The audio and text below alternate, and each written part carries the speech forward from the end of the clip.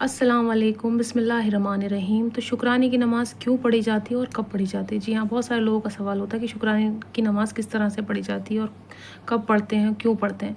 जी हाँ, देखिए कुछ लोगों की हाजत होती है, कुछ लोगों ने कुछ दुआ माँगी होती है, कुछ एक तरह से कह सकते हैं कि कुछ मन्नत माँगी होती है कि कुछ लोगों ने, या उनकी कुछ इल्तिजा होती है परवरदिगार से कि मेरा ये काम बिगड़ा हुआ काम बन जाए, या मेरा वो काम बन जाए, या मेरे घर में कोई बीमार है वो ठीक हो जाए, या किसी की जॉब नहीं लग रही है, कोई इंसान तकलीफ़ में है, कोई अज़ियत में है, किसी को कोई काम नहीं लग रहा है, कोई इंसान परेशान है, तो ये जो है शुक्राने की नमाज़ तब पढ़ी जाती है। किसी का अच्छा रिश्ता नहीं लग रहा है, या फिर उसकी शादी नहीं हो पा रही है, या फिर बहुत सारी चीज़ें हो सकती हैं। आपकी कोई भी प्रॉब्लम होती है, उसके बाद जो है अगर आप शुक्राने की नियत बाँध लेते हैं कि जब मेरी ये प्रॉब्लम सॉल्व हो जाएगी या ये परेशानी मेरी ख़त्म हो जाएगी, तब मैं शुक्राने की नमाज़ पढ़ूँगी या पढ़ूँगा। तो उसको किस तरह से पढ़ा जाता है और कब पढ़ा जाता है? जी हाँ, आपने कोई भी हाजत की थी कि मैं ये हाजत करती हूँ कि मेरा ये काम हो जाएगा, मैं शुक्राने की नमाज़ पढ़ूँगी या पढ़ूँगा।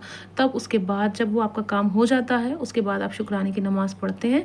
और ज़रूरी नहीं कि आप कोई हाजत माने या कोई मन्नत माने या कोई इस तरह से करे। आपको ऐसा लगता है कि आपने ये काम चाहा था और ये हो गया, तो आपको वैसे ही परवरदिगार का शुक्र अदा करना चाहिए। सबसे पहली चीज़ ये, अगर आप पाँचों टाइम की नमाज़ नहीं पढ़ते तो आपको वो पढ़ना बहुत ज़्यादा ज़रूरी है। उसके बाद आप शुक्राने की नमाज़ भी पढ़ सकते हैं। ऐसा कुछ नहीं है।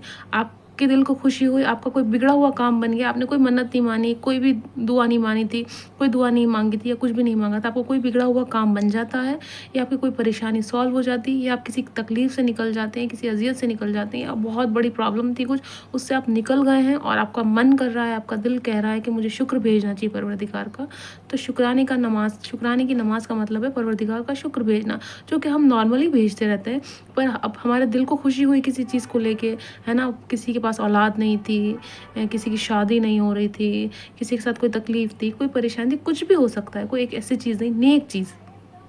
याद रहे, नेक चीज़, कोई ऐसी चीज़ नहीं मैंने दिल में अपने जो है वो मान लिया कि फलाने का कुछ बुरा हो जाए, ढमाके का कुछ बुरा हो जाए, ये तो बहुत गलत चीज़ हो गई।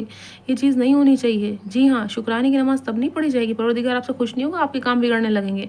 जी हाँ, किसी के साथ कुछ गलत सोच कर रहे हैं, करने की सोच रहे हैं, कुछ करने की कर रहे हैं, तब आप ना पढ़िए, है ना? परवरदिगार शुक्र तब भेजा जाता है जब आपने कोई नेक काम किया होता है, या आपका आपके साथ कोई नेक काम हुआ होता है, तब पढ़ते हैं शुक्राने की नमाज़। जी हाँ, जब हम कोई दुआ माँगते हैं, याद रहे, जब हम कोई नेक दुआ माँगते हैं परवरदिगार से, परवरदिगार मेरा ये काम बना दे, परवरदिगार मुझे इस मुश्किल से आसानी दिला दे, या मेरी इस तकलीफ़ को ख़त्म कर दे, तब होती है दुआ की कबूलियत। मैं किसी के लिए कुछ गलत सोचूँ, मैं किसी के लिए कुछ बुरा सोचूँ, मैं किसी की कुछ ख़राब सोचूँ, तो वो दुआ कबूल नहीं होती। दुआएँ भी नेक दुआएँ कबूल होती हैं।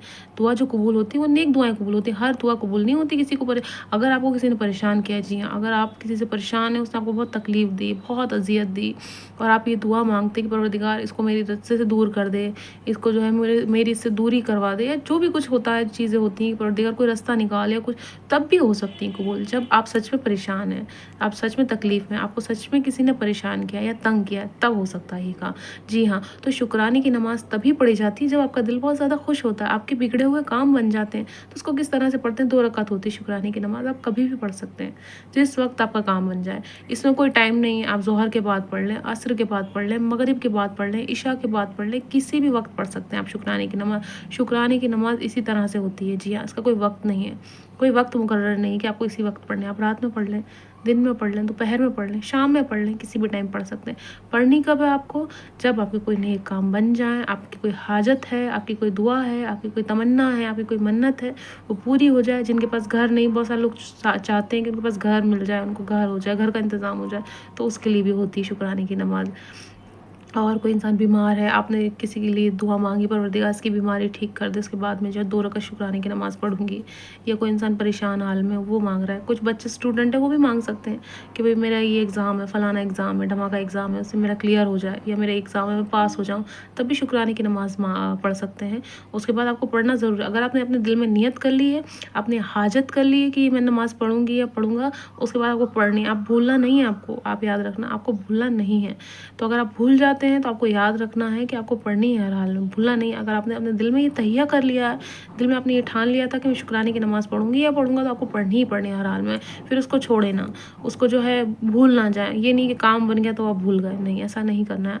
अगर आपने दिल में ये सोच लिया था कि मुझे पढ़नी है शुक्राने की नमाज़, तो आपको पढ़नी पड़ेगी।